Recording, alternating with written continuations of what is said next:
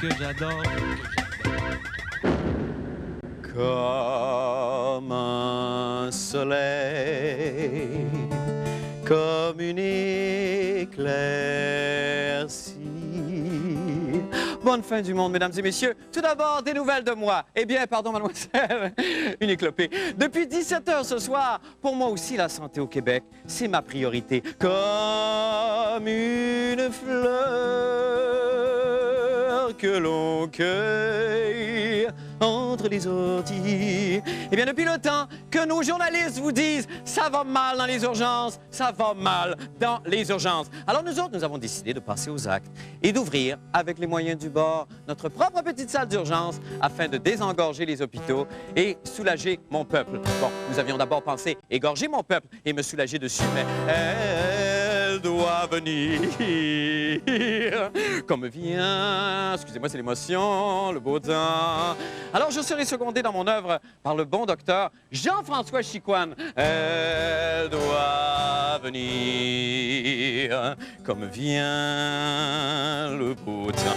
Docteur Jean-François Chicoine, bonsoir. D'abord, merci infiniment d'être là ce soir parmi nous. Merci de votre initiative. Ben, c'est rien. C'est ça que j'allais vous demander. Est-ce que vous trouvez qu'une action comme la nôtre peut vraiment aider la société en ce moment? Je trouve ça très grand. Une demi-heure de présence médicale à la fin du monde, c'est plus que 50 des CLSC du Québec ont eu dans les dernières 5 années. Donc, êtes-vous sérieux? C'est extraordinaire.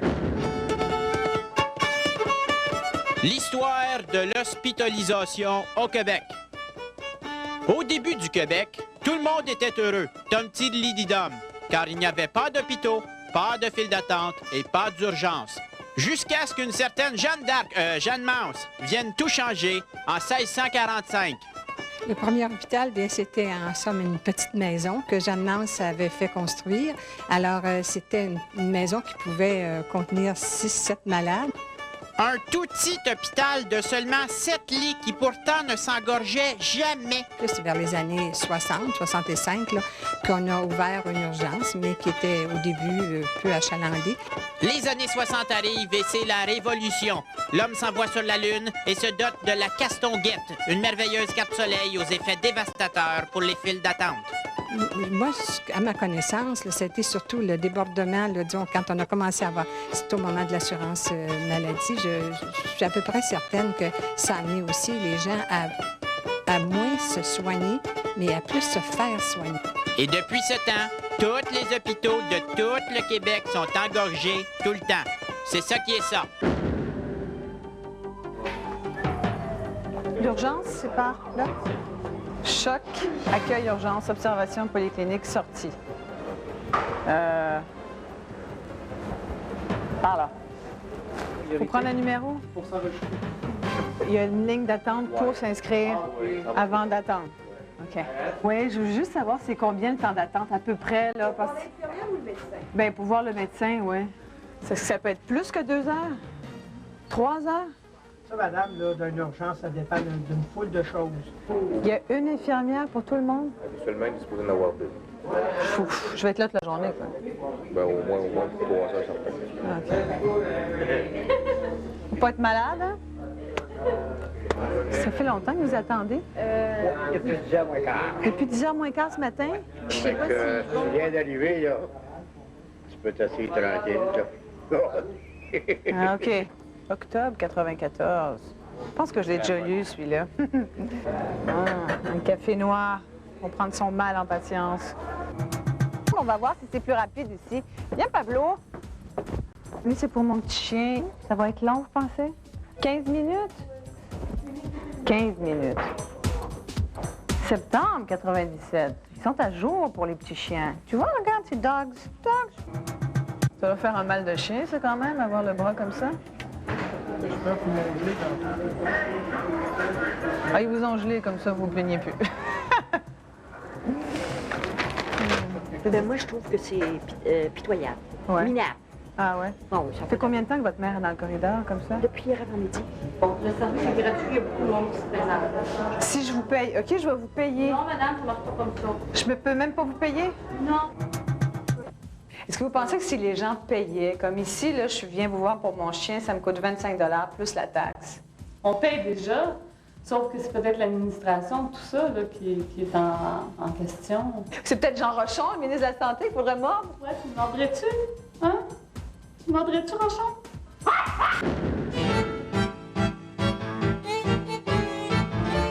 C'est en apprenant qu'environ 60 des Québécois sont prêts à débourser du cash pour obtenir plus rapidement un examen médical que la fin du monde a décidé de partir sa propre clinique privée.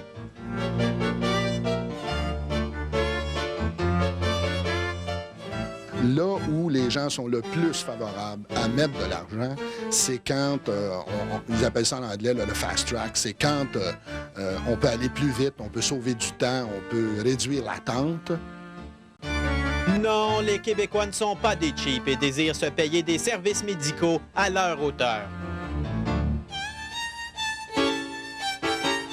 Température 10 sous, rectal 50 sous, il y a des frais d'amusement, pression 25 sous, chimio 25 sous, bouche à bouche 10 sous, amputation 5 $, le deuxième membre est gratis.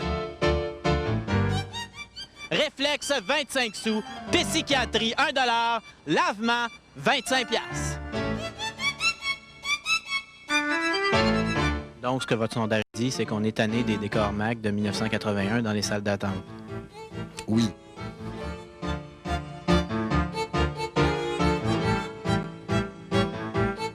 Oh, ben je suis bien fatigué de cet incite.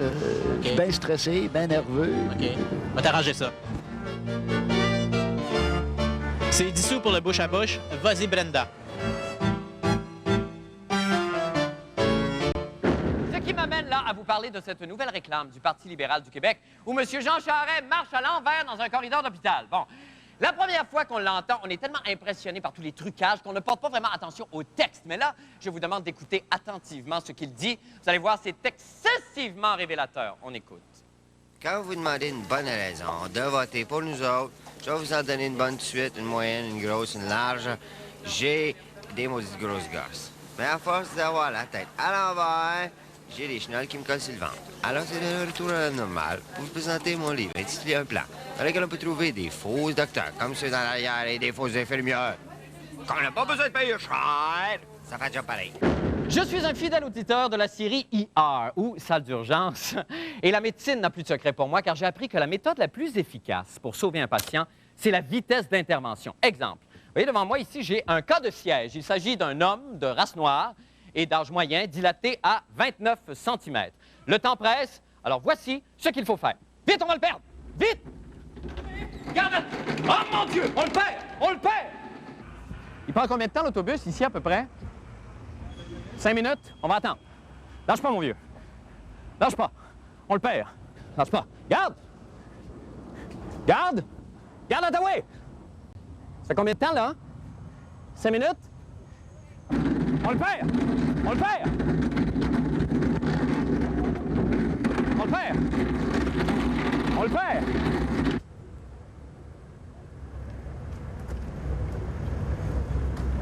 Oh boy! OK! On le perd! Lâche pas, mon vieux! On le perd! On le perd! Attention, on le perd! Lâche pas, mon vieux! Lâche pas, mon vieux. Merci.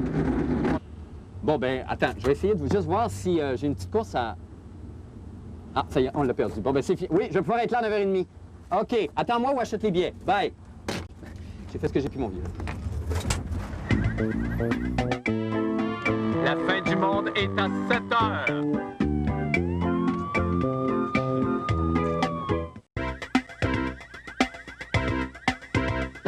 Avant de passer au topo de Jean-René Dufort, nous allons nous enquérir auprès du docteur Chicoine. Comment ça se passe là-bas, docteur? Bon, Salut, docteur. Marc, très bien. Ça se passe bien? Un patient qui se décrit lui-même comme opportuniste et qui a une absence de maladie, mais ça va bien. Ah, ben ça. Ça me permet d'essayer ma formidable collection de Q-tips japonais. Ben c'est merveilleux, Collection ça, vous m'en personnelle apprenez. que je partage avec le public. Bon, ben c'est merveilleux. Ben bonne soirée à vous. Merci. OK, À tout de suite. à tout de suite. Nous apprenions ce matin que plus personne ne veut être directeur d'hôpital au Québec. La fin du monde enquêtait sur cet épineux problème de société. Maudit ouragan en marde. Non, plus personne ne veut être directeur d'hôpital au Québec. Prenez comme preuve Cécile Cléroux du CHUM, Daniel Adam de la Cité de la Santé et David Levine de Notre-Dame, qui ont tous sacré leur camp vers des jobs meilleurs. L'âge moyen des directeurs généraux actuellement est plus ou moins de 52 ans. Alors, c'est des gens qui, depuis 1990, sont dans des réformes constantes, des compressions constantes, des fusions constantes. Alors, ça fatigue les gens en général. Est-ce que le travail de directrice d'hôpital vous intéresserait? Non. Directrice d'hôpital. L'enfer, oui, c'est sûr. Oui, mais directeur d'hôpital, facile. Non, Si vous demandez la moyenne des salaires des hôpitaux, c'est beaucoup plus près de 100 000 que de 130 000. 130 000, c'est le maximum. Et je pense que vous avez vu les cas récents. On n'a qu'à traverser la rivière pour que le salaire passe du simple au triple. Si on veut payer à leur juste valeur le travail considérable qui est fait par ces gens-là, il faut les payer pas un peu plus, mais beaucoup plus. 200 000? 450 000 800 000. $20,000, $20,000 drachmes, $1,200. On n'est pas capable de payer ça au Québec. For the Quebec, now, go to Greece. Every day too much money. Every day too much money, and much money in the pocket in the government. Every day pay to everybody pay in the government. On dirait qu'au Québec, on a ce type de culture qui fait que si tu gagnes 100 000 $, tu as le bonheur d'avoir un job, tu dis merci, tu t'assis, puis tu fais plus rien. Est-ce qu'ils se donnent un cours pour ça ou je sais pas? Too much working in Arvania people. The Greek people are not working nothing. All Arvania working. Too much Arvania. Thank you. Okay, yeah.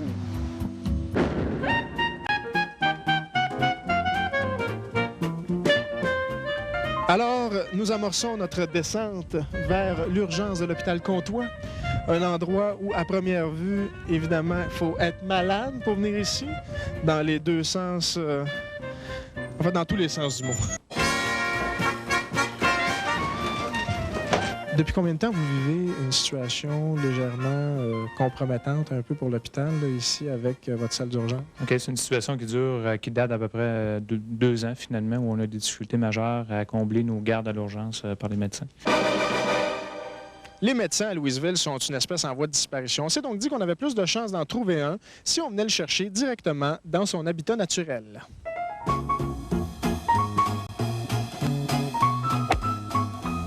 Nous sommes à la recherche du médecin, M. Bastrache. Normand Bastrache. La question qu'on se pose, c'est est-ce qu'il y a plus de médecins ici sur le terrain de golf qu'à l'hôpital Comtois? Avez-vous, d'après vous? Je sais qu'actuellement, là, je ne sais pas qui.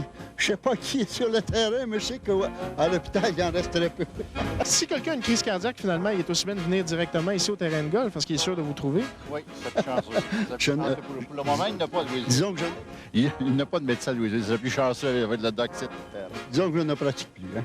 OK. Mais vous allez quand même intervenir. Il y a quoi? Une ligue d'hôpital qui joue ici. Une ligue d'hôpital qui joue ici?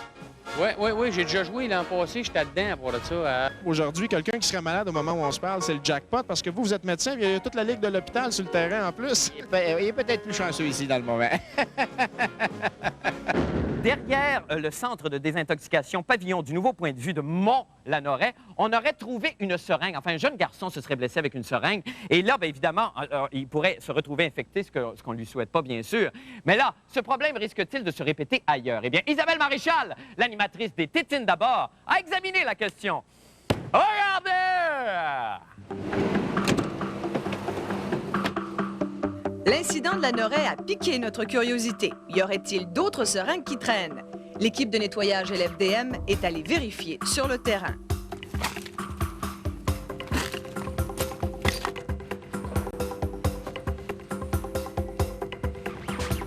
Ça, c'est une seringue utilisée. Shit. Au niveau de la transmission du VIH par une seringue comme ça, c'est un danger réel, ça. Je sais que le virus ne peut pas rester au contact de l'air et vivre. Alors, tout dépend de depuis combien de temps est-ce que le sang, à la limite, est frais dans la seringue. Là, je pense qu'il y a des réels dangers.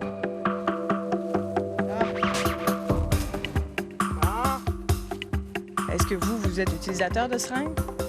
À l'occasion, mais je ne manquerai pas de respect aux citoyens au point de laisser des seringues ou des condoms traîner comme ça. Mais vous savez qu'il y en a qui le font? Oui. Qu'est-ce que vous en pensez? Je trouve ça dégueulasse. Ça fait pas longtemps que ça a été utilisé parce qu'on voit bien le sang encore qu'il y a dessus. Eh bien, Josier Régnier, une Montréalaise, hospitalisée le week-end dernier à l'hôpital Jean Talon pour des problèmes respiratoires, a été retournée à la maison avec un cathéter et une seringue encore insérée dans son bras.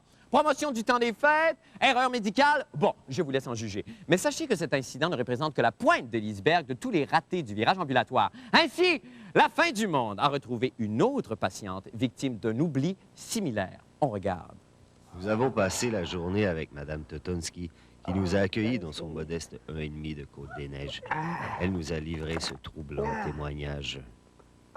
J'étais allée pour un examen de routine à l'hôpital. Le docteur a procédé à un toucher rectal et on m'a aussitôt renvoyée à la maison. Depuis ce jour, Mme Totonski doit vivre l'expérience douloureuse du toucher rectal permanent. Elle essaie de vaquer à ses activités normales, mais elle a peur de devoir finir ses jours dans ces conditions. Elle souffre. Ce tableau a été peint par mon fils. Parfois, je m'ennuie de la Russie. Malgré tout, Mme Totonski reconnaît que nous vivons une situation difficile dans les hôpitaux. Ces gens font leur travail, après tout.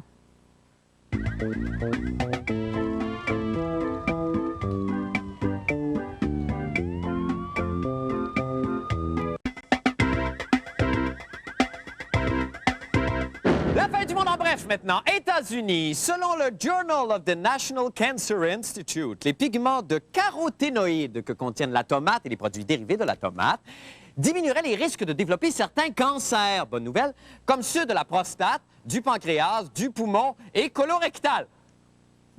Cette information ne surprendra certainement pas les Indiens maoris de la Nouvelle-Zélande qui, comme tout le monde le sait, ne manquaient pas de faire bonne provision de ketchup avant de partir à la chasse.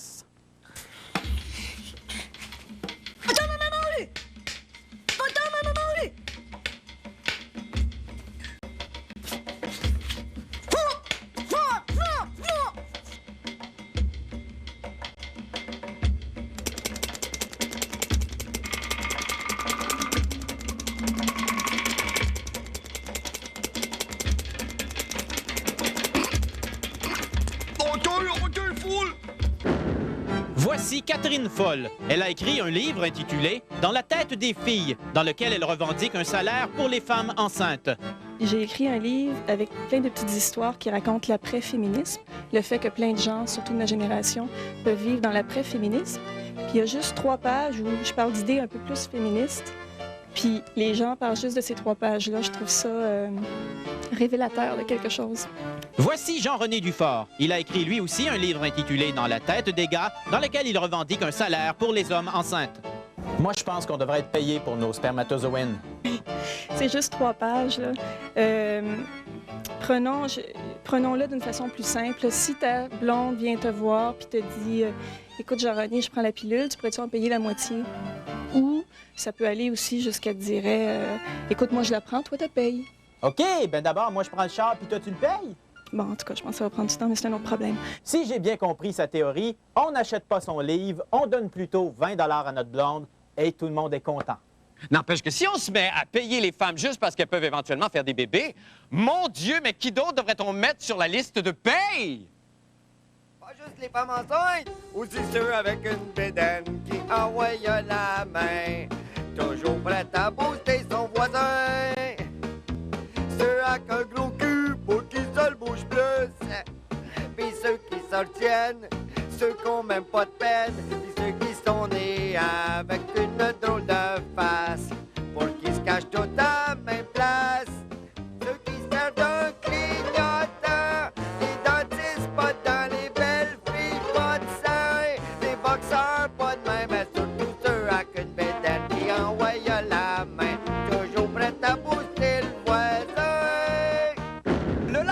ministère de Santé publique s'étonne de l'arrivée tardive au Canada.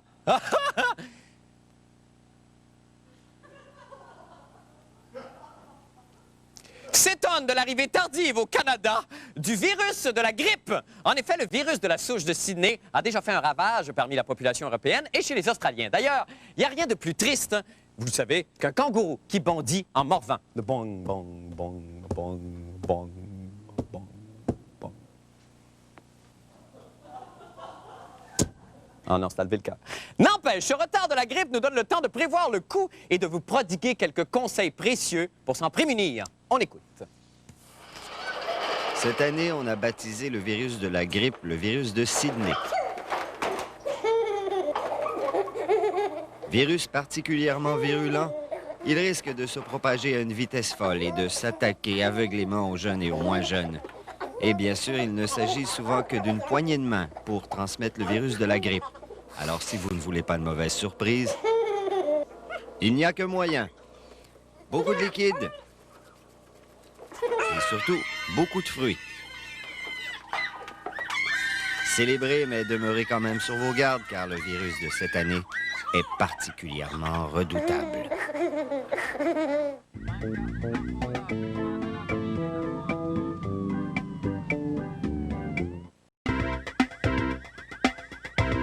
Docteur Chicoine, d'abord, merci beaucoup d'avoir été là ce soir. Est-ce qu'on peut vous demander vos conclusions sur votre soirée? Nous sommes désengorgés. Oui, désengorgés. Le Québec est désengorgé. Je suis désengorgé. Nous sommes mouchés. Nous avons pété. Nous avons roté. Nous avons tout fait. C'est très bien. La seule chose, Marc, c'est que je n'ai pas pu essayer mon extracteur à venin de serpent.